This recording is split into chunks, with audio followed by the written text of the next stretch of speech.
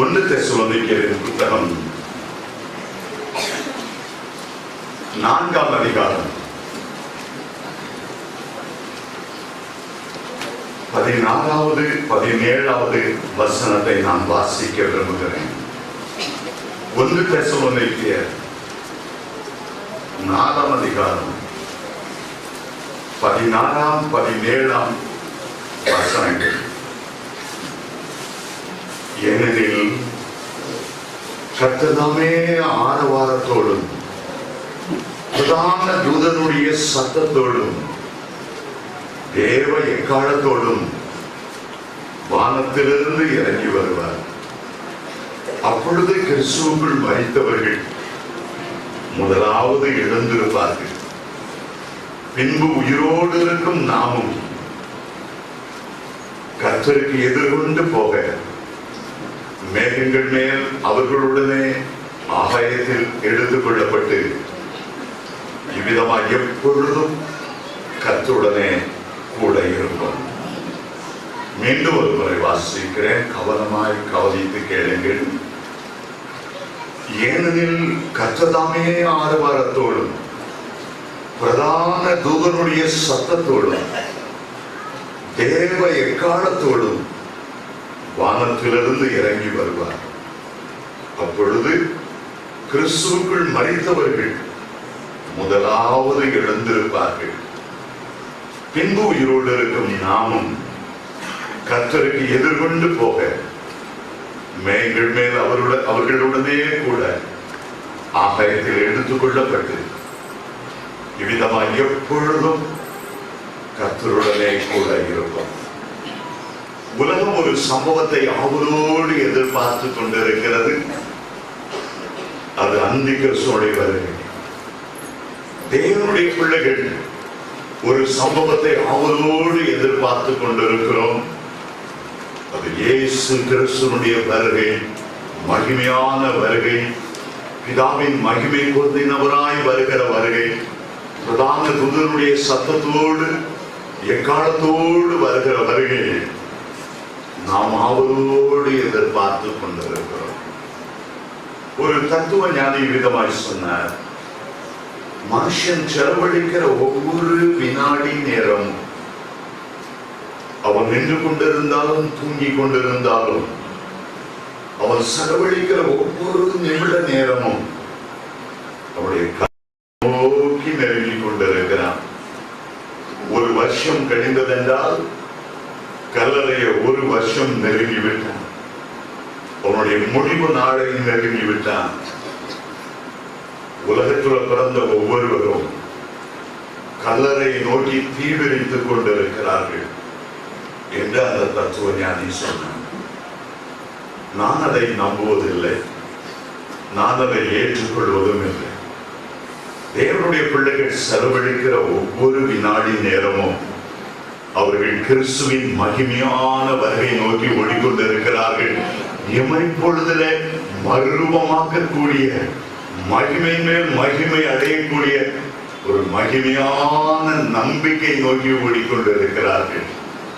ஒரு வருடம் கழிந்ததென்றால் கர்த்தருடைய வருகையை ஒரு வருடம் நெருங்கிவிட்டோம் என்று அர்த்தம். ஆகவே தேவனுடைய பிள்ளைகளுக்கு ஒரு மகிமையான எதிர்பார்ப்பு உண்டு. வாழ்க்கையில ஒரு பெரிய எதிர்பார்ப்பு ரட்சிக்கப்பட்ட ஒவ்வொரு தேவனுடைய பிள்ளைகளுக்கும் உண்டு. அது ஆண்டவராகிய இயேசுவினுடைய வருகை. வருகைக்கும் உலகத்தின் முடிவுக்கும் என்ன அடையாளம்? இயேசு கிறிஸ்துவிடத்தில் கேட்ட போது ஒலிவ மலையிலிருந்து பல அடையாளங்களை சொன்னார். கடந்த 4 நாட்களும் அநேக அடையாளங்களை நாம் தியானித்தோம்.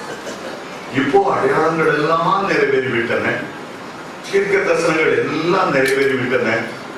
என் ஆண்டவர் வரப்போகிறதா வாழ்க்கை. ஒரு முறை டாக்டர் ஜஸ்டின் பிரபாகரனை பார்த்து ஒரு விசுவாசி கேள்வி கேட்டார். ஐயா, வருகை குறித்து நிறைய தீர்க்க தரிசனங்கள் சொல்றீங்க. புதிய பாட்டுல 11 வசனத்துக்கு ஒரு வசனம் வருகை பற்றி இருக்குதுன்னு சொல்றீங்க. 1725 வசனங்கள் வருகை பற்றி சொல்லுகிறது என்று சொல்லுகிறீங்க. இதுல என்ன தீர்க்க தரிசனம் எல்லாம் இன்னும் நிறைவேறல. அதுக்கு டாக்டர் ஜஸ்டின் பிரபாகரன் சொன்னார், எல்லாம் நிறைவேறிட்டு உன் விசுவாச கண்கள் நீ திறந்து பார்க்க கூடுமானால் அங்கே தேவதூதன், பிரதான தேவதூதன் வாயில எக்காலத்தை வைத்து ஊதுவதற்கு ஆயத்தமா இருக்கிறத உன் கண்கள் காணும் என்று சொன்னார். உண்மையிலே ஆண்டவருடைய வருகை குறித்து நிறைவேறாத தீர்க்க தரிசனம் ஒன்று கூட இல்லை. எல்லா தீர்க்க தரிசனமும் நிறைவேறிவிட்டது. ஆண்டவர் வரும்போது எப்படி வருவாரா? ஆரவாரத்தோடு வருவார். ஒரு சந்தோஷமான ஆரவாரத்தோடு வருவார். ஒரு மகிழ்ச்சியான ஆரவாரத்தோடு வருவார். ஒரு மணவாளன் வரும்போது கிராமங்கள் எல்லாம் வெளியெல்லாம் விடுவாங்க, பாட்டெல்லாம் பாடுவாங்க, மேளதாளம் முழக்கத்தோடு மணவாளன் வருகிறது போல நம்முடைய ஆத்ம மணவாளனும் பரலோகத்தில் இருந்து இறங்கி வரும்போது தேவதூருடைய கால சத்தத்தோடு வருவார், ஆரவாரத்தோடு வருவார். ஏன் அந்த சத்தத்தோடு வருகிறார்? அந்த சத்தம் கிறிஸ்துவுடைய மரித்தவர்களை உயிரோடு எழுப்பக்கூடிய சத்தத்தோடு அவர் வருவார். அதான தூதருடைய சத்தத்தோடு வருவார். ஒரு லாசர் உயிரோடு எழுப்பும் போது ஆண்டவர் ஒரு பெரிய சத்தம் உரத்த குரல்ல, லாசருவே வெளியே வா. சத்தத்தை கேட்ட உடனே லாசர் உயிரோடு எழுந்தார். அந்த சத்தத்துல மட்டும் லாசருன்னு பெயர் போடாம வெளியவான்னு சத்தம் விட்டு இருந்தாருன்னா ஆயிரக்கணக்கான பேர் வெளியே நினைப்பாங்க. கொஞ்சம் நித்திர பண்ணுங்க, கடைசி நாள் உங்களை எழுப்புவேன். ஆகவே ஆண்டவர் இப்ப வரும்போது கிறிஸ்துவை மறித்த எல்லாரையும் எழும்ப பண்ண வேண்டும் என்பதற்காக அவர் மிகுந்த சத்தத்தோடு வருவார். ஆண்டவர் அந்த மத்திய ஆகாயத்திலிருந்து வரும்போது ரெண்டு காரியங்கள் உலகத்துல நேரு. முதலாவது, அவருடைய பெரிய சத்தத்தை கேட்டு காலாகாலமாய் மறைத்தவர், ஆதாம் காலத்திலிருந்து தேவனோடு சஞ்சரித்து வாழ்ந்து மறித்த பழைய பாட்டு பரிசுத்தவான்களானாலும் புதிய பாட்டு பரிசுத்தவான்களானாலும் அவங்க எல்லாம் உயிரோடு எழுப்புவார். யோவான் 5:25 சொல்கிறது, மரித்தோர் தேவகுமாரனுடைய சத்தத்தை கேட்கும் காலம். கிறிஸ்துவுக்குள்ளே மரித்தவர்கள் தேவகுமாரனுடைய சத்தத்தை கேட்கும் காலம். அவர் மரித்து 5000 ஆண்டுகள் ஆனாலும் சரி, அவர்கள் தேவகுமாரனுடைய சத்தத்தை கேட்கும் காலம். மரித்து போயிட்டாங்க. அவங்க காதல்ல அழுகி போயிருந்திருக்கும், செவிப்பற அழுகி போயிருந்திருக்கும், கண்ணு அழுகி போயிருந்திருக்கும். ஆனாலும் அந்த எக்கால சத்தம் துணிக்கும் போது அவங்களுக்குள்ள எங்கேயோ கேட்கிறது. அவங்க உயிரோடு எழும்புவார்கள். மரித்தவர்கள் தேவகுமாரனுடைய சத்தத்தை கேட்கும் காலம். லாசரு மரித்திருந்தான், இயேசுடைய சத்தத்தை கேட்டு உயிரோடு எழுந்தார். யவீரனுடைய மகள் மரித்திருந்தார், இயேசுடைய சத்தத்தை கேட்டு உயிரோடு எழுந்தார். அதுபோல ஐத்திகு என்ற வாலிபன் அப்போஸ்தலனாகிய பவுலின் சத்தத்தை கேட்டு உயிரோடு எழுந்தார். தெற்கால் என்ற பெண் பேதுருவின் சத்தத்தை கேட்டு உயிரோடு எழுந்தார். மரித்தவர்கள் தேவகுமாரனுடைய சத்தத்தை கேட்கும் காலம் வரும் என்று வேதம் சொல்லுகிறது. உலக பிரகாரமாய் மரித்தவர்களுக்கும் கிறிஸ்துவுக்குள் மரித்தவர்களுக்கும் ஒரு பெரிய வித்தியாசம். சாதாரணமாக இந்துக்களை யாராவது மறிச்சிட்டாங்கன்னா அவங்களுடைய வழக்கம் மறித்தவர்களை கொண்டு போய் எரிப்போம். இந்துக்கள் அப்படி அந்த வழக்கத்தை வைத்திருக்கிறார். ஏன் அவர்களை எரிக்கிறார்கள் நம்ம சொல்ல வேண்டிய அவசியம் இல்லை. அவங்க அப்படி எரிக்கிறது அவங்களுடைய பழக்கம். முஸ்லிம்ல யாராவது மறிச்சிட்டாங்கன்னா எரிக்க மாட்டாங்க. முஸ்லிம்ல மறிச்சா கொண்டு போய் புதைப்பாங்க. புதைப்பது அவருடைய வழக்கம். இந்துக்களுக்கு எரிக்கிற வழக்கம் முஸ்லிம்களுக்கு புதைக்கிறவள். ஆனா கிறிஸ்தவங்க எரிக்கிறதும் இல்லை, நம்ம புதைக்கிறதும் இல்லை. எரிக்கிறது நம்ம வழக்கம் இல்லை, நம்ம எரிக்கிறது இல்லை, நம்ம புதைக்கிறதும் இல்லை. ஒரு நாளும் கிறிஸ்தவர்கள் கொண்டு போய் மரித்தவங்களை புதைக்க கூடாது. புதைப்பது தேவனுடைய கட்டளைகளுக்கு எதிராக. நாம் எரிப்பதும் இல்லை, புதைப்பதும் இல்லை. நாம் நமக்குள்ளே மரித்தவர்களை என்ன செய்கிறோம்? கொண்டு போய் விதைக்கிறோம். விதைக்கிறோம். ஒரு விவசாயி அந்த விதைகளை கொண்டு போய் விதைக்க போகும்போது ஒரு நம்பிக்கையோடு விதைக்க போகிறான். தான் விதைக்கிற விதைகள் ஒரு நாள் முளைத்தெழும்பும் என்கிற நம்பிக்கையோடு அவன் விதைக்க போகிறான். கிறிஸ்துவுக்குள்ளாக மரித்தவர்களை நாம் விதைக்க போகும்போது நமக்கு ஒரு பெரிய நம்பிக்கை உண்டு. அழிவுள்ளதாய் விதைக்கிறோம், அழிவில்லாததாய் எழுந்திருக்கிறோம். கனவீனம் உள்ளதாய் விதைக்கிறோம், கனமுள்ளதாய் எழுந்திருக்கிறோம். சாவுக்கு எதுவானதாய் விதைக்கிறோம், மகிமை உள்ளதாய் எழுந்திருக்கும். எக்கால சத்தம் துதிக்கும் போது விதையிலிருந்து எப்படி ஒரு செடி முளைத்து எழும்புகிறதோ அதுபோல கிறிஸ்துவுக்குள்ளே மரித்தவர்கள் எத்தனை ஆயிர காலங்கள் ஆனாலும் பரவாயில்ல, அவங்க உயிரோடு எழும்புவார். ஆபிரகாம் உயிரோடு எழும்புவார், ஈசாக்கு உயிரோடு எழும்புவார். பழைய பாட்டில் உள்ள அத்தனை பரிசுத்தவான்களுக்கும் உயிரோடு எழும்புவோம் என்கிற ஒரு பெரிய நம்பிக்கை இருந்தது. யோபு மரிக்கும் போது அந்த நம்பிக்கையோடு சொன்னார். யோபு 19:25-26 என் மீட்பர் உயிரோடு இருக்கிறார் என்றும் அவர் கடைசி நாளில் இந்த பூமியின் மேல் நிற்பார் என்றும் நான் அறிந்திருக்கிறேன். என் தோல் முதலானவைகள் அழுகி போனாலும் நான் என் மாம்சத்திலிருந்து என் தேவனை பார்ப்பேன், அவரை நானே பார்ப்பேன். அந்நிய கண்கள் அல்ல, என்னுடைய கண்களே அவரை காணும். இயேசு வரும்போது நான் அவரை பார்ப்பேன். பாருங்க, பழைய பாட்டில் உள்ள பரிசுத்தவானாகிய யோபு அந்த பிரேத குடிலுள்ளவருடைய சத்தம் கேட்டு எழும்பும் போது நான் எழும்புவேன், அவரை பார்ப்பேன். ஒரு பெரிய நம்பிக்கை. யோசேப்பு மரிக்கும் போது எல்லா இஸ்ரவேல் புத்திரரையும் அழைத்தான். கூப்பிட்டு ஒரு காரியத்தை சொன்னேன், நான் மரிக்க போகிறேன், ஆனா என் உடம்பு, என்னுடைய சரீரம் இந்த எகிப்துல இருக்கக்கூடாது. ஒரு நாள் ஆண்டவர் கூட சந்தித்து கானான் தேசத்துக்கு கொண்டு போவார். முற்பிதாக்களுக்கு வாக்குத்தத்தம் பண்ணின பாலும் தேனும் ஓடுகிற கானானுக்கு கொண்டு போகும்போது யோசித்து என்னுடைய சரீரத்தையும் நீங்க எடுத்து அங்கு கொண்டு போக வேண்டும்.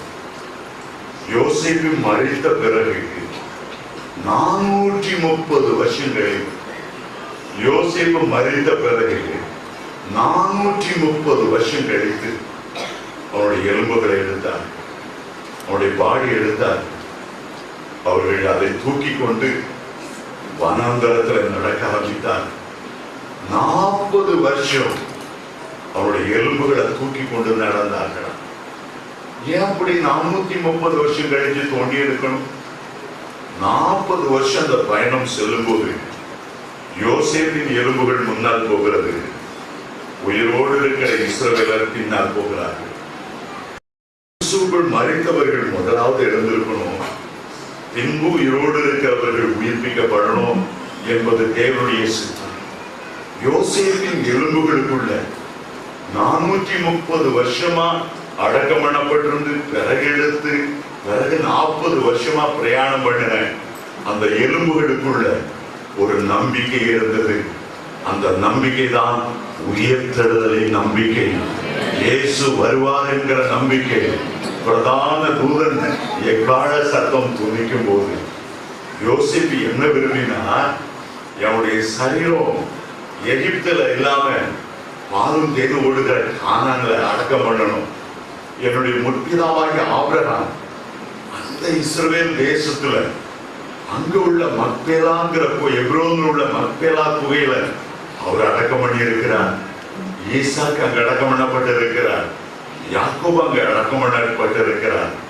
அந்த எக்கால சத்தம் துணிக்கும் போது என் முற்பிதாக்கள் உயிரோடு எழும்பும் போது நானும் அவர்களோடு சேர்ந்து உயிரோடு எழும்ப வேண்டும்.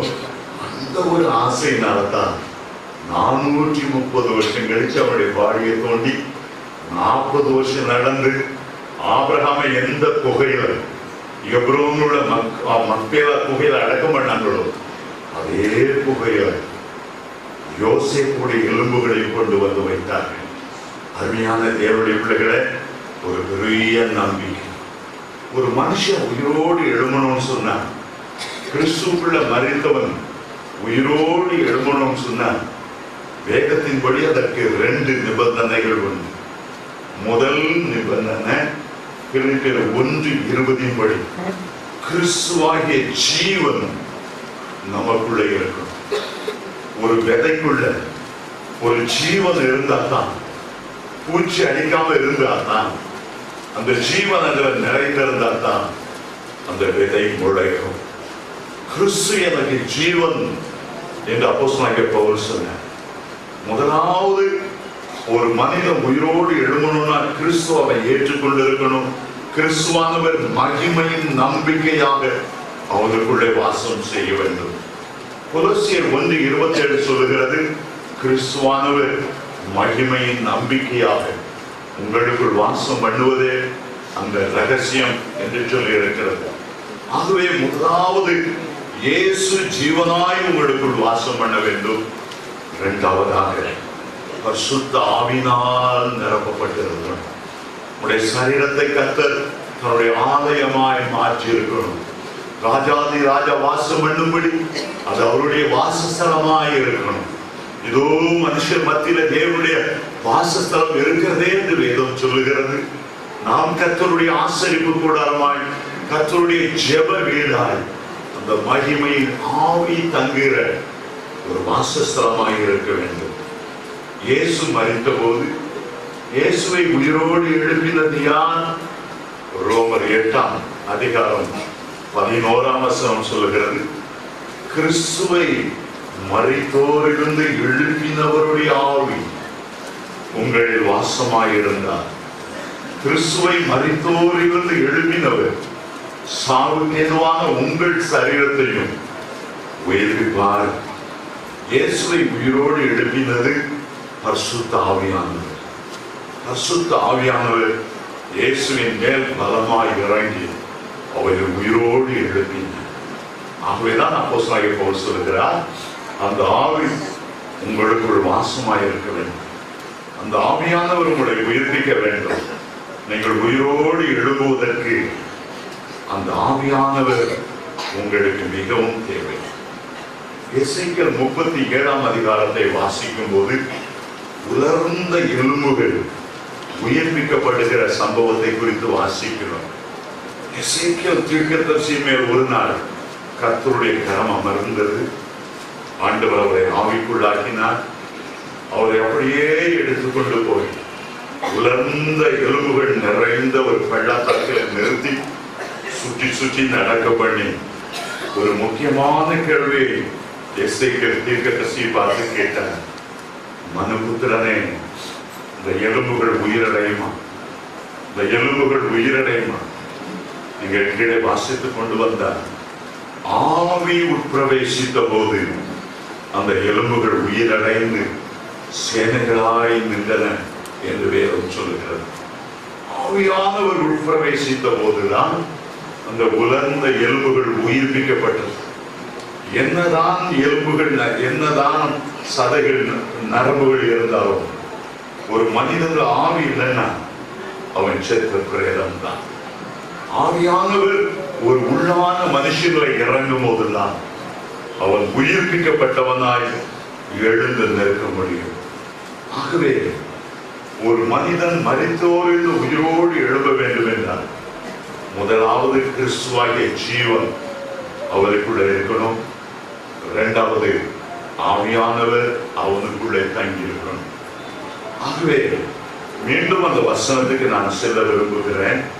1 தெசலோனிக்கேயர் 4:16 வாசிக்கும் போது முதல்ல ஆண்டவர் பரலோகத்திலிருந்து இறங்கி வருகிற ஒரு காட்சி, மத்திய ஆகாயத்துக்கு இறங்கி வருகிற காட்சி. தேவதூதர்களோடு எக்கால சத்தத்தோடு இறங்கி வருகிற காட்சி முதல் பாகம். பிரதான தூதருடைய எக்கால சத்தம், ஆரவாரம், அவர் இறங்கி வருகிறார். இரண்டாவது காட்சி பூமியில மரித்தவர்கள், கிறிஸ்துக்குள் அடக்கம் பண்ணப்பட்டவர்கள், பிரேத குழியில் உள்ளவர்கள் தேவனுடைய சத்தத்தை கேட்டு ஒரு காட்சி. மூன்றாவதாக வேதம் சொல்லுகிறது, நான் மீண்டும் வாசிக்கிறேன். 1 தெசலோனிக்கர் 4:14, ஏனெனில் கர்த்ததாமே ஆரவாரத்தோடும் பிரதான தூதனுடைய சத்தத்தோடும் தேவ எக்காலத்தோடும் வானத்திலிருந்து இறங்கி வருவார். இது முதல் பாகம். முதல் பாகத்துல 3 காரியம் சொல்லி இருக்கிறது. ஆரவாரத்தோடு வருவாராம், பிரதான தூதனுடைய சத்தத்தோடு வருவாராம், எக்காலத்தோடு வருவாராம். பரலோகத்திலிருந்து இறங்கி வருகிற முதல் காட்சி. இரண்டாவது காட்சி கிறிஸ்துவுக்குள்ளே மரித்தவர்கள் உயிரோடு எழும்புகிற ஒரு காட்சி. மூன்றாவதாக இதில் சொல்லி இருக்கிறது, உயிரோடு இருக்கும் நாமும் கர்த்தருக்கு எதிர்கொண்டு போக மேகங்கள் மேல் அவர்களுடனே ஆகாயத்தில் எடுத்துக் கொள்ளப்பட்டு இவ்விதமாய் எப்பொழுதும் கர்த்தருடனே கூட இருப்போம். இப்போ அதற்கு பிறகு கிறிஸ்துவுக்குள்ள மரித்தவர்கள் உயிரோடு எழுந்த பிறகு நம்முடைய சான்ஸ் வருகிறது. உயிரோடு இருக்கிற பரிசுத்தவான்களுடைய சான்ஸ். நாம் எல்லாம் கிறிஸ்துவுக்குள் மரித்தவர்களுக்கு முந்திக் கொள்வதில்லை. அவர்கள் தான் முதலாவது எழுந்திருப்பாங்க. பின்பு உயிரோடு இருக்கும் நாமும் என்று சொல்லப்பட்டிருக்கிறது. அவருடைய வருகையை ஆவலோடு எதிர்பார்த்து கொண்டிருக்கிறார். எப்பொழுது வருவீர் என்று தாகத்தோடு எதிர்பார்த்து கொண்டிருக்கிறவர்கள் தங்களுடைய அறைகள் கட்டப்பட்டதாகவும் தங்களுடைய விளக்குகள் எரிகிறதாகவும் எஜமான் எப்பொழுது வருவார் என்று அவளோடு காத்திருக்கிற ஒரு கூட்டம், பரலோகத்தை பார்த்து கொண்டிருக்கிற ஒரு கூட்டம். அவர்கள் தான் நாமும் எதிர்கொண்டு போவோம். ஒரு மலை அடிவாரத்துல ஒரு குடியானவன் வாழ்ந்து கொண்டிருந்தான். குடியானவர் என்ன செய்தான், தான் வீட்டில் வளர்க்கிற கோழியை அடை வைத்துக் கொண்டிருக்கும் போது 7-8 முட்டைய ஒரு கோழியை வச்சு அடை வைக்கும் போது திடீர்னு யாரோ அந்த குடியானவன்கிட்ட சொன்னாங்க, ஐயா ஒரு கழுகு முட்டை இருக்குது, கழுகுடைய முட்டை, கோழி முட்டை அடை வைக்கும் போது அந்த கோழி முட்டையோட இந்த கழுகு முட்டையும் சேர்த்து அடை வைங்க, ஒரு கழுகு முட்டை கொடுக்கிறேன்.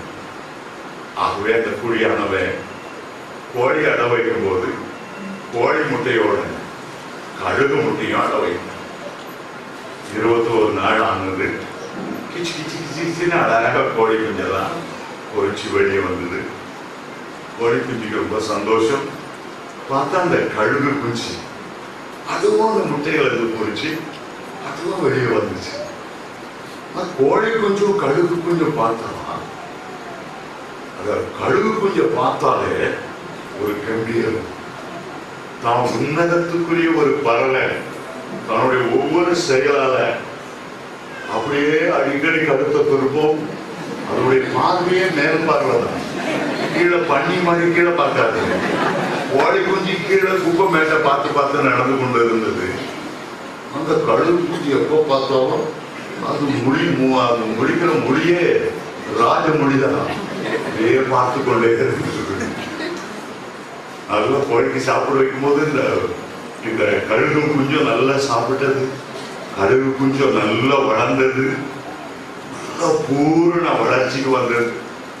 கோழி குஞ்செல்லாம் குப்பை மேட்டை பார்த்து இருக்கும் போது இது எப்போதும் மேல பார்த்து கொண்டு இருக்கும் போது கீழே பார்த்தது ஒரு பெரிய தாய் கழுகு அப்படியே பறந்து வருகிறத பார்த்த உடனே அந்த கழுகு குஞ்சுக்குள்ள ஒரு ஆர்வம், ஒரு உற்சாகம், ஒரு பெரிய மகிழ்ச்சி. அது நாடி நரம்புல நான் உன்னதத்துக்குரிய பறவை, நான் எழும்ப வேண்டிய பறவை, இந்த குப்பை மேலே எனக்கு வேண்டாம், அப்படி ஒரு ஜம்ப் பண்ணி பார்த்தது மேல போய் அப்படியே அந்த தாய் கழுகோட சேர்ந்து பறந்து போயிடுச்சு.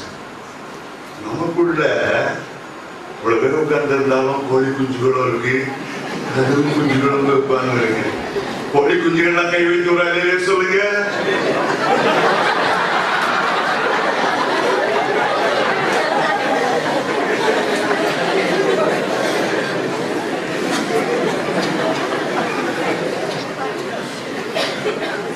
நம்ம எல்லாம் கழுகு குஞ்சுகள். ஆமென்.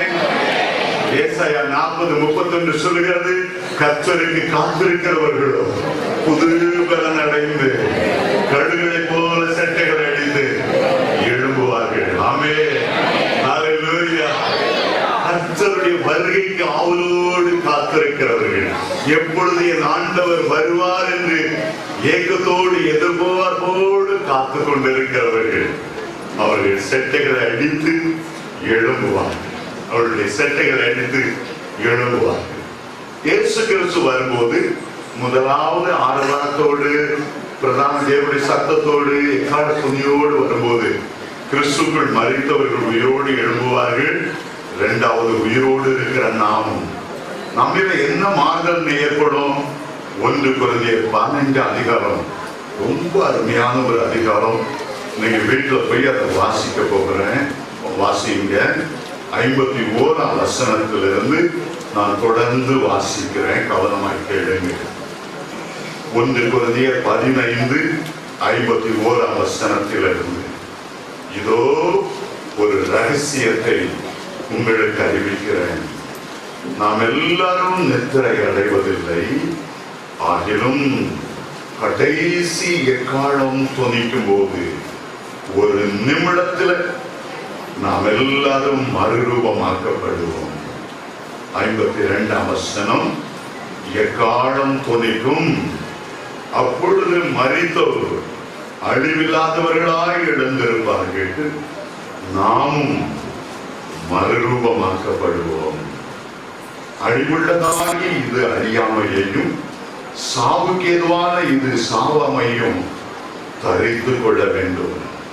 54ஆம் வசனம், அழிவுள்ளதாகி இது அழியாமையையும் சாவுக்கு ஏதுவான இது சாவாமையும் தரித்து கொள்ளும் போது மரணம் ஜெயமாய் விளங்கப்பட்டது என்று எழுதியிருக்கிற வார்த்தை நிறைவேறும்.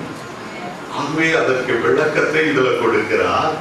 அந்த எக்காலம் தொனிக்கும் போது கிறிஸ்துக்குள்ளே மரித்தவர்கள் இனி ஒருபோது அழிக்கப்பட முடியாத ஒரு சரீரத்தோடு அவர்கள் எழுந்திருப்பார்களாம்.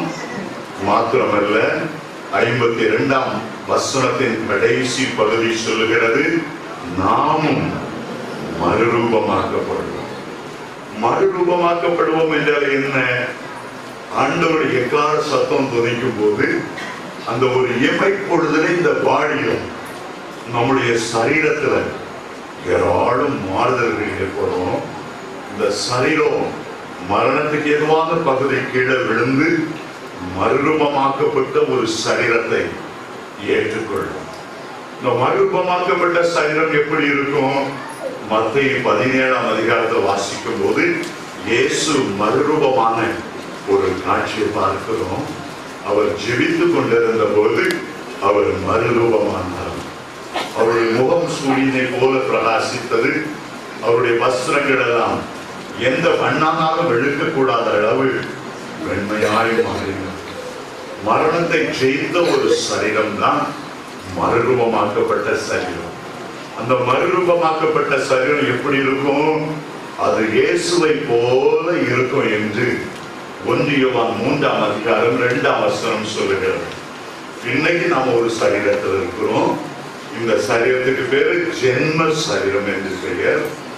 ஆதாமிலிருந்து பல தகப்பன்மார்கள் மூலமாக நமக்கு முன்மாதையர் அவ்வளவு பேருடைய சரீரத்தில் ஒவ்வொரு பகுதியும் நம்மள ஒட்டி கொண்டிருந்து இந்த ஜென்ம சரீரத்தில் இருக்கும்.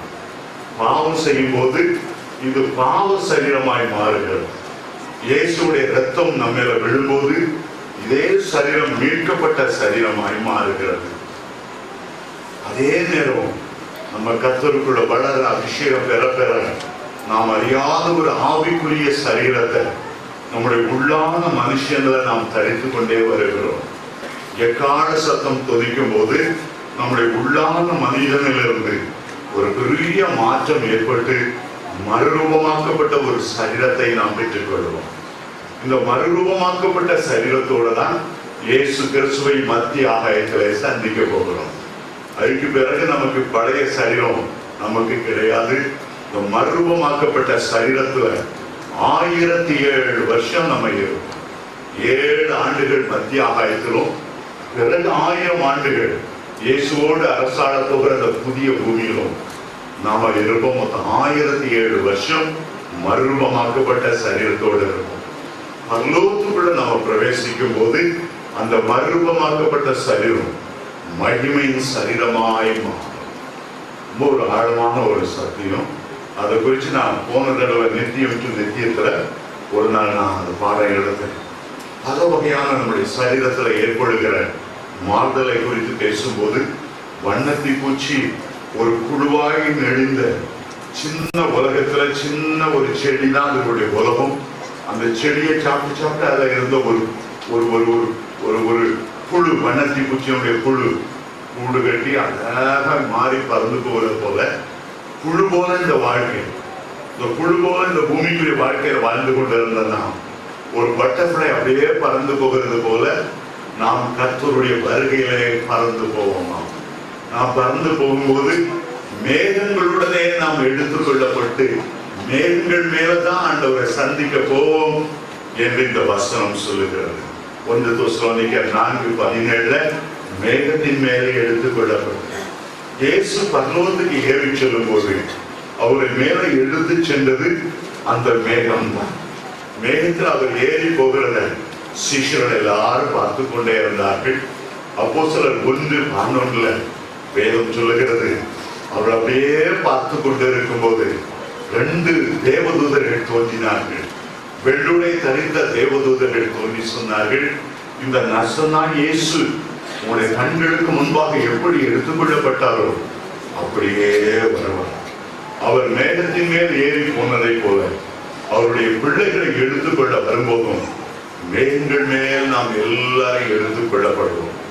பழைய பாட்டு நாட்களில் இஸ்ரவேல் ஜனங்களை வழி நடத்தும்படி மேக ஸ்தம்பங்கள் வந்தது. அவர்களுக்கு தூரமாயிருந்து வழி நடத்தி கொண்டே இருந்தது. நம்மை எடுத்து செல்லும் போது ஆண்டவர் அந்த மேக ஸ்தம்பங்களை, பழைய பாட்டு பரிசுத்தவான்களை வழி நடத்தின அந்த மேக ஸ்தம்பங்களை நமக்கு ஒரு ராக்கெட்டாக தருவார். அந்த மேகங்கள் மேல் நாம் எடுத்துக் கொள்ளப்படுவோம். ஆமென். ஹல்லேலூயா. ஹல்லேலூயா. மேல பரலோகத்துக்கு போன உடனே, இயேசுவை சந்தித்த உடனே, அவருடைய காரியங்களெல்லாம் பார்த்து மனமகிழ்ந்த உடனே அவரை கட்டி தழுவி ஆண்டவரே என் ரட்சகரே என்று கதறின பிறகு மத்தியாகத்தில் ஒன்று நடக்கும். ஆண்டவருடைய ஆட்டுக்குட்டியானவருடைய கல்யாண விருந்து உடனே ஆரம்பமாகும். மத்திய ஆகாயத்தில் ஒரு பெரிய விருந்து, ஒரு பெரிய பங்கன், ஆட்டுக்குட்டியானவருடைய கல்யாண விருந்து. ஆண்டவர் அதை குறித்து பேசும்போது மணவாளன் அங்கே இருப்பார்கள். புதிய பாட்டு பரிசுத்தவான்கள் எல்லாம் மணவாட்டியாய் அவருடைய அருகில் உட்கார்ந்து இருப்பார்கள். பழைய பாட்டு பரிசுத்தவான்கள் எல்லாம் விருந்தினராய் அங்கே வந்திருப்பார்கள். நீங்கள் வெளிப்படுத்தல் 19:7-9 வரை உள்ள வசனங்களை வீட்டில் போய் வாசிப்பாருங்க. ஆட்டுக்குட்டியானவருடைய கல்யாண நாள் வந்தது. அந்த கல்யாண விருந்துல பழைய பாட்டு பரிசுத்தவான்கள் எல்லாம் கீழே பந்தி உட்கார்ந்து இருப்பாங்க. பழைய பாட்டு பரிசுத்தவான்கள் எல்லாம் பந்தி உட்கார்ந்து இருப்பார்களா. மத்தேயு 8:11 வாசிக்கும் போது ஆபிரகாம், ஈசாக்கு, யாக்கோபு என்பவர்கள் கிழக்கிலும் மேற்கிலும் தெற்கிலும் வடக்கிலும் இருந்து ஏராளமான தேவனுடைய பிள்ளைகள் வந்து ஆபிரகாம், ஈசாக்கு, யாக்கோபு என்பவர்களோடு பந்தி இருப்பார்கள். ஆபிரகாம், ஈசாக்கு, யாக்கோபு எல்லாம் பந்தி இருக்கிற கூட்டத்தில் இருப்பார்கள். அவர்கள் எல்லாம் மணவாளனுடைய தோழனாய் இருப்பார்கள். ஆனால் நமக்கு அவர்களுக்கு இல்லாத விசேஷமான ஒன்றை நமக்காக நியமித்திருக்கிறார் என்று எபிரேயர் 11ஆம் அதிகாரம் கடைசி வசனத்தில் வாசிக்கிறோம். அவங்க எல்லாம் மாப்பிள்ளுடைய தோழர்கள். மாப்பிள்ளுடைய தோழர்கள் விசேஷமான தோழன் யார்? அதான் யோவான் ஸ்நானகன். பழைய பாட்டிலே ஸ்திரீகளிடத்துல பிறந்தவர்கள் யோவானை பார்க்கிலும் பெரியவர்கள் ஒருவரும் இல்லை. அவ்வளவு பெரிய யோவான் அவர் சொன்னார், யோவான் 3ஆம் அதிகாரம் 39ஆம் வசனத்துல, நான் மணவாளனுடைய தோழன், அவ்வளவுதான். ஸ்திரீகளுக்குள்ளே பிறந்தவர்களே நான் பெரியவனா இருந்தாலும் மணவாட்டியை உடையவனே மணவாளன். நான் அவருடைய தோழனாக இருந்து அவருடைய சத்தத்தை கேட்பதிலே நான் சந்தோஷப்பட்டுக் கொள்கிறேன், அது எனக்கு போதும் என்று சொன்னார். பழைய பாட்டில் உள்ள எந்த பரிசுத்தவானா இருந்தாலும் அவ்வளவு பேரும் உலக பிரகாரமான ஆடு மாடு காட இரத்தத்தால கழுவப்பட்டவர்கள். புதிய பாட்டில் உள்ள தேவனுடைய பிள்ளைகள் தான் கிறிஸ்துவனுடைய இரத்தத்தால கழுவப்பட்டு அவருடைய மாம்சத்துக்கும் இரத்தத்துக்கும் பங்காளர்கள் ஆனபடியாகும். பழைய பாட்டு பரிசுத்தவான்கள் இருக்கிற இடத்தில் அல்ல, மணவாளனாகி கிறிஸ்துவோடு உட்காரும்படி ஆண்டவர் நம்மை அழைத்திருக்கிறார். ஆமென். ஹல்லேலூயா, ஹல்லேலூயா. ஆதாமுடைய விலா கிழிக்கப்பட்டு ஆதாம் நித்திரை அடைந்த போது அந்த விலா எலும்பை எடுத்து ஏவாளை உருவாக்கினது போல சிலுவையில இயேசுடைய விலா குத்தி கிழிக்கப்பட்டு அந்த இரத்தத்திலிருந்து புதிய பாட்டு சபை உண்டானது. ஆகவேதான் அப்போஸ்தலர் 20:28 அப்போஸ்தலனாகிய பவுல் சொல்லுகிறார், அவருடைய சுய இரத்தத்தினாலே சம்பாதித்த சபை, அவருடைய சுய இரத்தத்தினாலே சம்பாதித்த சபை. அப்போஸ்தலனாகிய பவுல் உலக பிரகாரமான ஒரு கணவனுக்கும் மனைவிக்கும் உடைய ரிலேஷன்ஷிப்பை சொல்லிவிட்டு எபேசியர் 5:32 சொல்லும்போது, இந்த ரகசியம் பெரியது, நான் கிறிஸ்துவை குறித்தும் அவருடைய சபையை குறித்தும் சொல்லுகிறேன் என்று சொன்னார். ஆகவே கிறிஸ்துவனுடைய சபை ஆட்டுக்குட்டியானவருடைய கல்யாண விருந்துல அந்த ஆட்டுக்குட்டியானவர் பக்கத்திலே இருக்கும். பழைய பாட்டு பசுத்தவன்கள் எல்லாம் அந்த கல்யாணத்துல வந்திருப்பாங்க. ரொம்ப சந்தோஷமான ஒரு மகிழ்ச்சியான. சில நேரம் நம்ம கல்யாண விருந்துல சில முக்கியமானவங்க வரலன்னா நம்ம கஷ்டமா இருக்கும், நம்ம கஷ்டமா இருக்கும். இவங்க ஏன் கல்யாணத்துக்கு வரல, ஏன் கல்யாணத்துக்கு வரலன்னு நம்ம நினைப்போம். அந்த கூட்டத்துல 2 பேரும் மிஸ் பண்ணிடுறோம். அந்த கல்யாண விருந்துல 2 பேரை நம்ம பார்க்க முடியல. தேவனோடு நடந்த ஒரு பெரிய பரிசுத்தவான்கள் தான். ஆனா அந்த கல்யாண விருந்துல சரியான நேரத்துல இந்த 2 பேரால பங்கு பெற முடியாது. பங்கு பெற முடியாம நான் உண்மையில அந்த 2 பேரை பார்க்கணும்னு எனக்கு ரொம்ப ஆசை. எனக்கு வேதத்துல பிடிச்ச 2 பேரை இந்த கல்யாண விருந்து ஆரம்ப நேரத்துல பார்க்க முடியல. பிறகு பாதியில தான் அவங்க அந்த கல்யாண விருந்துகள் கலந்து கொள்வாங்க.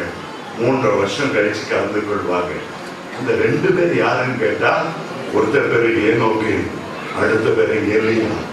கல்யாண விருந்து ஆரம்பிக்கும் போது இந்த 2 பேரும் இருக்க மாட்டாங்க. ஏண்டா, இந்த 2 பேரும் பூமிக்குரிய வாழ்க்கையில மரணத்துக்கு டிமிக்கி கொடுத்துட்டு மேல போயிட்டவங்க. மரணத்தை காணாதவங்க 2 பேர் தான். ஏனோக்கு எலியாவும் மரணத்தை காணாமலே எடுத்துக்கொள்ளப்பட்டாங்க. ஆனால் ஆண்டவருடைய நோக்கம் என்ன? ஒரு தரம் மறிப்பதும் என்பது நியாயத்தை படைவதும் மனுஷருக்கு நியமிக்கப்பட்டிருக்கு. ஒரு தடவையாவது அவன் மறிக்கணும், இது தேவனுடைய சட்டம். ஒரு தடவை மறிக்கணும் என்பது நியாயத்தை படையணும். இந்த 2 பேரும் இதுவரைக்கும் மரணத்தை காணாமலேயே எடுத்துக்கொள்ளப்பட்டனால அவங்க மீண்டும் மறிக்கிறதுக்கு பூமிக்கு வருவாங்க. நம்ம காலத்துல அவங்க மறிச்சா நம்ம போல கிருபைய அவங்க எக்ஸ்பெக்ட் பண்ணுவாங்க. ஆனால் ஆண்டவர் சொன்னார், புதிய பாட்டு பரிசுத்தவான்களோடு உன்னை கொண்டு வர முடியாதப்பா, ஒன்று செய்யறேன். அந்திகிறிஸ்துடைய ஆட்சி நடக்கும் 7 வருஷம். என் பிள்ளைகள்லாம் மேல வரும்போது நீங்க இந்த பூமிக்கு அந்த பழைய சரீரத்தோடு போங்க, இந்த பூமியில் அற்புதங்களை செய்யுங்க. அதுக்கு பிறகு 3.5 வருஷம் அவருடைய 2 சாட்சிகளா ஆண்டவர் அந்த அந்திகிறிஸ்துடைய காட்சியில பூமிக்கு வருவார்கள் என்பதை வெளிப்படுத்தல் 13ஆம் அதிகாரத்துல நீங்க வாசிக்கலாம். அவர்கள் இந்த பூமியில வாழ்ந்து மழை பெய்யாதபடி வானத்தை அடைப்பார்கள், அக்கினி வானத்திலிருந்து இறங்க பண்ணுவார்கள், பெரிய அற்புதங்கள் எல்லாம் அவர்கள் நடப்பிப்பார்கள். அது குறித்து வெளிப்படுத்தல் 13ஆம் அதிகாரம் 3ஆம் 4ஆம் வசனத்தெல்லாம் வாசிக்கலாம். இந்த முதல் 3.5 வருஷம் நடந்து முடிந்த பிறகு அந்தி கிறிஸ்துவாகிய மிருகம் அந்த தேவனுடைய பரிசுத்தவான்களோடு தேவனுடைய தீர்க்கதரிசிகளோடு யுத்தம் பண்ணி அவளை கீழே வீழ்த்தும். அப்பொழுது ஜீவனுடைய தேவனுடைய ஆவி அவங்க மேல பிரவேசித்து அவங்க பரலோகத்துக்கு எடுத்துக் கொள்ளப்படுவாங்க. 3.5 நாட்கள் உடைய சரீர பூமியில இருக்குமா. பூமியினுடைய எல்லாரும் டெலிவிஷன்ல ஏன் நோக்கி எளியவன் பார்த்து கொண்டே இருப்பார்கள். சர்ணித்து கர்த்தருடைய ஆவி பிரவேசித்து 3.5 நாட்களுக்கு பிறகு பரலோகத்துல ஏறி வாருங்கள் சத்தம் கேட்கும் போது அவங்க 2 பேரும் ஏறி போவார்கள். நம்ம கூட அவங்க ஜாயின் பண்ணுவாங்க. ஹல்லேலூயா, ஹல்லேலூயா. அப்போ ஆண்டவருடைய குடும்பம் முழுவதும் நிறைஞ்சு, நம்முடைய குடும்பம் பெரிய குடும்பம், ராஜாதி ராஜா குடும்பம். நம்ம குடும்பத்தில் 1000-10,000 தேவ தூதர்கள் உண்டு, கேராபீன்கள் சேராபீன்கள் உண்டு, அக்கினி ரதங்கள் குதிரைகள் எல்லாம் உண்டு. ஆண்டவருடைய குடும்பத்துல பழைய பாட்டு புதிய பாட்டு பரிசுத்தவான்கள் எல்லாரும் அன்றைக்கு ஒன்று கூடி தேவ சமூகத்தில் இருப்போம். ஆமென், ஹல்லேலூயா. அந்த மத்திய ஆகாயத்துல 7 வருஷம் கல்யாணம் இருக்கு. 7 வருஷம் கல்யாணம் இருந்ததுல என்னென்ன ஐட்டம் எல்லாம் ஆண்டவர் போடுறாரு நமக்கு தெரியல. சில நேரத்தில் செட்டி நாட்டுல எல்லாம் கல்யாணம் நடக்கும். ஆடு கொடுக்காட்டாலும் போயிடணும், அழைக்காமலே போயிடணும். ஏன்னா அந்த மாதிரி சாப்பாடை நீங்க எங்கேயும் சாப்பிடவே முடியாது. அவ்வளவு அருமையா செட்டிமார் கல்யாணம், அந்த கல்யாணமே அவ்வளவு அழகா டாப்பா இல்ல. பரலோக கல்யாணம் எப்படி இருக்கும் யோசிச்சு பாருங்க. அருமை 7 வருஷம் கல்யாணம் சாப்பிடலாம். ஆமென், ஹல்லேலூயா. பூமிக்குரிய கல்யாண சாப்பாடெல்லாம் ஒண்ணும் கிடையாது. ஒரு தடவை நான் கத்தீட்ரல் போயிருந்தேன். அங்க பார்த்தா நீ பார்த்து ஒரு கல்யாணம், நான் உபவாசம் இருந்துட்டு இருந்தேன். அங்க கல்யாணம், இலவசமான நகைகள், அதுகள், மேக்கப்புகள். பார்த்தா ஆச்சரியம், இங்கதான் புண்ணியம் உள்ளவங்க தானா? வேற ஏதோ உலகத்துல இருந்து அவ்வளோ மேக்கப், அவ்வளோ லிப்ஸ்டிக், அவ்வளோ பவுடர், அவ்வளோ நகை, அவ்வளோ பட்டு, அவ்வளோ சாரி. என்னதான் பட்டி காட்டாம மிட்டாய் கடையை பார்க்குற மாதிரி.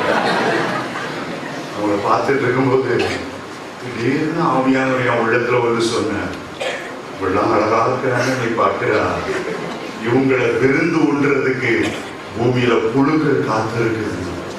அப்படி சொன்ன உடனே திருப்பி அவங்க முகத்தை பார்க்கிறேன். புகை போட்ட முகத்துக்குள்ள 1000 புழு வெளியே, முகமெல்லாம் புழுவா இருக்கிற மாதிரி இருக்குது. பூமியில அவங்கள விருந்து உண்றதுக்கு பூமியில புழுக்கள் காத்துட்டு இருக்கிறான். நம்ம ஒரு விருந்துக்காக காத்துட்டு இருக்கிறோம். அவங்களுக்கு அவங்கள விருந்து உண்றதுக்காக ஒரு புழுக்கள் பூமியில காத்துட்டு இருக்கிறோம். நம்ம இந்த மத்திய ஆகாயத்தோட கல்யாணத்துக்கே நம்ம போயிடுவோம். ஆமென், ஹல்லேலூயா. அந்த நாள் எவ்வளோ இன்பமான 7 வருஷம் முடிந்து நம்ம ஆண்டவரோடு கூட எல்லாரும் பூமிக்கு அடைஞ்சுக்கிறோம். சகரியா 14:4 சொல்லுகிறது, அவர் வரும்போது அவருடைய பாதங்கள் எருசலேமுக்கு கிழக்கே இருக்கிற ஒலிவ மலை மேல் இருக்கும். அவருடைய அந்த பாதங்கள் அப்படியே அந்த ஒலிவ மலை 2ஆ பிளந்து போகும். 5ஆம் வசனத்துல சகரியா தீர்க்கதரிசி சொல்லுகிறார், என் தேவனாகிய கர்த்தர் வருவார், அவரோடு கூட எல்லா பரிசுத்தவான்களும் வருவார்கள். வெளிப்படுத்த 1:7 சொல்லுகிறது, மேகங்களுடனே வருகிறார், மேகங்களுடனே வருகிறார். அவரை குத்தினவர்களும் அவரை காண்பார்கள். பூமியின் புத்திரங்கள் எல்லாம் புலம்பி புலம்பி புலம்பி அந்த நாளில் அலறுவார்கள். எத்தனை எத்தனை மகிமையானவராய் இறங்கி வருவார். நம்முடைய ஆண்டவர் வரும்போது வேதம் சொல்லுகிறது, மிகுந்த மகிமையோடு வருவாரா, பிதாவின் மகிமை பொருந்தினவராய் வருவாரா, ராஜாதி ராஜாவாய் அவர் வருவார், கற்றாதி கற்றராய் வருவார். அவருடைய வருகை ஆவலோடு எதிர்பார்த்து இருக்கிற ஜனங்கள் பாக்கியம் உள்ளவர்கள். இந்த கிருபை நாட்களை நாம் அவருடைய வருகைக்காக ஆயத்தப்படுத்தும்படி கிருபையாய் நமக்கு தந்திருக்கிறார். எசேக்கியேல் 38:7 சொல்லுகிறது, நீ ஆயத்தப்படு, நீ ஆயத்தப்படு, உன்னோடு கூட கூடின எல்லா கூட்டத்தாரையும் நீ ஆயத்தப்படுத்து. இந்த கடைசி நாட்களை நின்று கொண்டிருக்கிறோம். உலகத்தின் எல்லைகளை நின்று கொண்டிருக்கிறோம். வரலாறு முடிவடைகிற நேரத்தில் வருவோம். வருகிறவர் கொஞ்ச காலத்தில் வருவார். அவர் தாமதம் பண்ணார். இயேசு சீக்கிரமாய் வருகிறார். நம்ம எல்லாரும் எழுந்து போகிறோம். கர்த்தருடைய வருகைக்கு ஆயத்தப்படுத்தும்படி ஆவியானவர் நம்முடைய இருதயத்தில் போராடி கொண்டிருக்கிறார். ஆவியும் மனவாட்டியும் வா என்கிறார். கேட்கிறவனும் வா என்பார்கள். ஹல்லேலூயா. எல்லாரும் பயபக்தியோடு தேவ பிரசன்னத்தில் நிற்க போகிறோம். நீங்கள் ஒரு ஜெயம் கொண்ட பரிசுத்தவானாய் இந்த பூமியில வாழ்வதற்கு கர்த்தர் இன்றைக்கு உங்களுக்கு ஒரு அபிஷேகத்தை தர விரும்புகிறார். உங்களுடைய ஓட்டம் வெற்றியோடு ஓடி முடிவதற்கு, உங்களுடைய கண்கள் ராஜாதி ராஜாவை தரிசிப்பதற்கு, அந்த எக்காலம் துணிக்கும் போது நீங்கள் மறுரூபம் அடைவதற்கு, அதற்காக ஆண்டவர் இன்றைக்கு தம்முடைய கரத்தை உங்கள் மேல் வைக்க விரும்புகிறார். உங்களுடைய போராட்டத்தை ஜெயிக்கக்கூடிய தேவ பலனை தர விரும்புகிறார். அடிக்கடி உங்களை சோதிக்கிற சோதனைகளுக்கு தப்பும்படியான ஒரு மார்க்கத்தை உண்டு பண்ண விரும்புகிறார். எல்லா போராட்டங்களையும் ஓய செய்ய விரும்புகிறார். கொந்தளிப்புகளை அமர்த்த விரும்புகிறார். கடல் அலைகளை அமர பண்ணுகிற செய்கிற தேவன் இன்றைக்கு உங்களுக்காக யாவையும் செய்து முடிக்கிறவராக உலாவிக் கொண்டே இருக்கிறார். பவுல் சொன்னார், நான் நல்ல போராட்டத்தை போராடினேன், என் ஓட்டத்தை முடித்தேன், விசுவாசத்தை காத்துக்கொண்டேன். இது முதல் நீதியின் கிரீடம் எனக்காக வைக்கப்பட்டிருக்கிறது. அந்நாளிலே நீதியுள்ள நியாயாதிபதி அதை எனக்கு தந்தருள்வார். எனக்கு மட்டுமல்ல, அவருடைய வருகையின் பிரசன்னத்தை உணர்கிற ஒவ்வொருவருக்கும் அதை தந்தருள்வார். இந்த பின்மாறி காலத்தின் அபிஷேகம் நம்மை அவருடைய வருகைக்காக ஆயத்தப்படுத்தும். தேவனுடைய வல்லமை உங்கள் மேல் இறங்கி வரும்போது நீங்கள் மகிமை மேல் மகிமை அடைவது கர்த்தருடைய ஆவியானவர் உங்களை வருகைக்காக ஆயத்தப்படுத்துவார். அதற்காகத்தான் இந்த பின்மாறி மழையை ஊற்றுகிறார். அதற்காகத்தான் இந்த அபிஷேகத்தை ஊற்றிக் கொண்டு இருக்கிறார்.